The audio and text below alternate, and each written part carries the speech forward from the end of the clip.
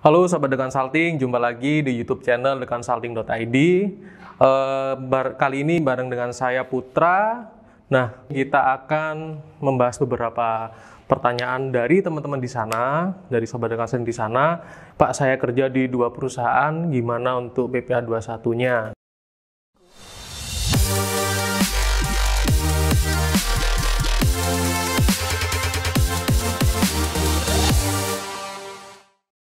Untuk teman-teman yang masih belum subscribe YouTube channel ini, silahkan di subscribe dulu, lalu nyalain lonceng notifikasinya, dan juga kalau ngerasa itu konten ataupun video ini bermanfaat buat teman-teman, silahkan di like dan di share ke teman-teman di luar sana. Oke, dari beberapa pertanyaan yang muncul di kolom komentar kami, itu beberapa banyak temanya itu terkait perhitungan PPh 21. Nah, untuk kali ini yang akan saya pilih dari beberapa pertanyaan dari Sobat The Consulting di sana itu tentang pribadi ya, jadi pajak pribadinya seseorang terkait PPh 21. Itu kaitannya, pertanyaannya dari teman-teman di sana, Pak, saya kerja di 2 perusahaan, gimana untuk PPh 21-nya? Terus nanti ke PPh SPTOP saya pribadi nanti gimana? Oke. Jadi daripada kita gambar secara teori yang mungkin agak susah untuk bayanginnya, coba sekarang kita ilustrasikan ke contoh kasus. Oke. Contoh kasusnya untuk saat ini itu kita pakai permisalan. Di sini ada Pak Aji, itu kerja di perusahaan, 2 perusahaan ya. Yang pertama itu dia kerja di CV Abadi sebagai accounting. Oke, yang pertama di CV Abadi sebagai accounting. Dan yang kedua, dia juga bekerja di PT Berkah sebagai direktur tahun 2009 kemarin. Nah, Pak Aji ini itu belum menikah dan tidak mempunyai tanggungan, sehingga secara perpajakan termasuk TK0 dan memiliki PTKP sebesar 54 juta dengan asumsi berarti tiap bulannya kira-kira, kalau PTKP berikan setahun, berarti kira-kira per bulannya gajinya Pak Aji itu sekitar 4,5 juta. Nah, ketika melebihi 4,5 juta itu pasti akan dipotong gajinya untuk keperluan PPh 21 di perusahaannya masing-masing. Nah, di sini untuk keterangan dari Pak Aji itu mendapatkan gaji sebesar 4 juta tiap bulannya di CV Abadi tadi, dan juga di PT Berkah itu mendapatkan gaji 7 juta. Nah, kemudian cara hitung PPh 21-nya gimana? Nah, cara perhitungan PPh 21-nya itu kita lihat di perusahaan dulu, berarti perusahaan CV dan PT akan menghitung masing-masing gaji dari Pak Aji. Nah, setiap bulannya itu seperti ini. Gaji Pak Aji di CV itu gajinya 4 juta. Dari 4 juta ini otomatis ketika di akhir tahun pasti disetahunkan.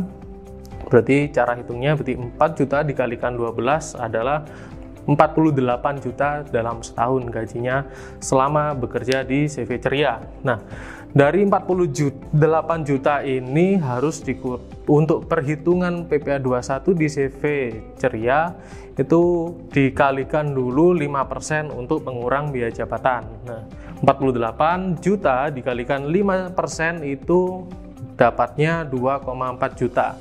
Nah, dari biaya gajinya tadi dikurangi biaya jabatan, berarti biaya yang bisa dikurangi dengan PTKP itu sebesar 45,6 juta. Dikurangi PTKP-nya Pak Aji tadi 54 juta. Sehingga di CV Pak Aji nggak ada yang namanya pajak penghasilan terutang karena lebih besar PTKP-nya.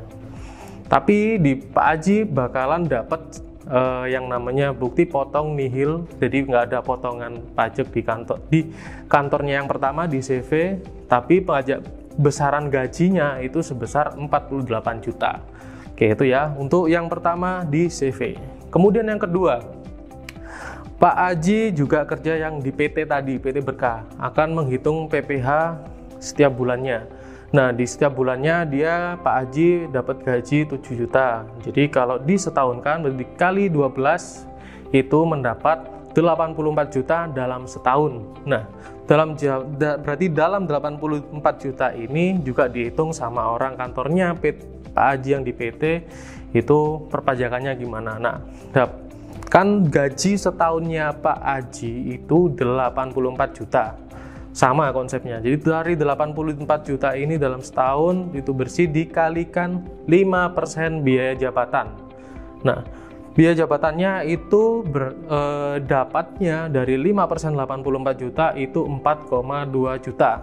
Jadi biaya yang bisa dikurangi PTKP, biaya gaji ataupun gaji yang bisa dikurangi PTKP-nya itu 84 dikurangi 4,2 itu hasilnya 79,8 juta.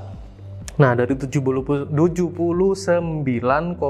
juta ini dikurangi PTKP sebesar 54 juta, sehingga penghasilan kena pajaknya Pak Haji 25,8 juta. Nah, karena masih di bawah 50 juta, berarti Pak Haji penghasilannya masih masuk ke lapisan pertama yang pengalinya itu 5%. Nah, dari 5% dikalikan 25,8 tadi hasilnya 1,290.000 rupiah.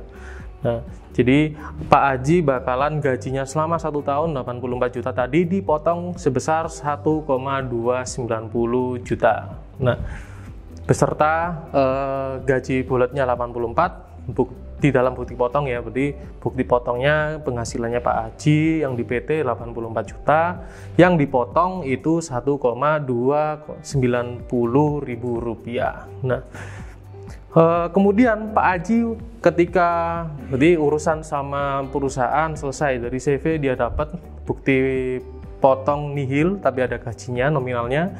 Di PT dia juga dapat bukti potong, ada nominal yang dipotong gajinya dan juga ada besaran gaji yang dia terima selama 1 tahun.